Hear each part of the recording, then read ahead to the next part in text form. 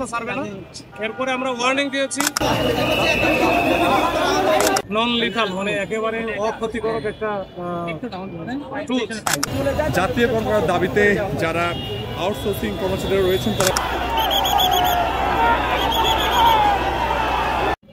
ওনারা সকাল থেকে ছিল কেন্দ্রীয় শহীদ মিনারে, ওখানে আমরা কিছুই বলি না, আমরা বলছি ঠিক আছে ওরা ওদের আন্দোলন বা দাবি দেওয়া আছে চালা। তো পরে হুট করে দুপুরের দিকে তারা চলে আসতো এই প্রেস ক্লাব। এখানে আসার পরপরই তারা কিন্তু করছে কি দুই পাশের দুই রাস্তায় বন্ধ করে দিল। এরপরে আমরা কয়েক দফায় আমি সহ আমার অফিসারদেরও পাঠাইছি, আমরা বলছি তো ভাই আপনারা রাস্তাটা শুধু ছেড়ে দেন, বাদ বাকি আপনারা বসে থাকেন, আপনাদের দাবি দেওয়া আদায় হোক বা যাই হোক আপনারা আপনাদের ব্যাপার, রাস্তাটা ছেড়ে দেন। জনদুর্ভোগ হচ্ছে, রাস্তাটা কিন্তু কোনোভাবে রাস্তা ছাড়বে না। এরপরে আমরা ওয়ার্নিং দিয়েছি, 10 মিনিটের সময় দিয়েছি, এরপরেও রাস্তা ছাড়ে নাই। তখন আমরা বাধ্য হয়ে আমাদের ওয়াটার কারণ যেটা আছে জলখাবার, এই জলখাবারের পানি আমরা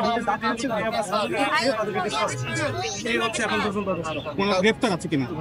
আমরা কয়েকজনকে উচ্ছৃঙ্খল যারা বেশি ছিল তাদেরকে আমরা, যারা কোনোভাবে যাচ্ছিল না তাদেরকে আমরা আটক করেছি।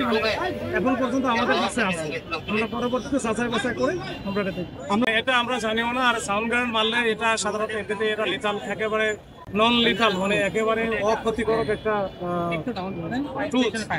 এইটাতে কিছু হওয়ার কথা না। তারপরে যদি এটা এই ধরনের আন্দোলন করতে আসলে আমি জানি না কি হয়েছে, আহত হওয়ার কথা আমি জানিও না।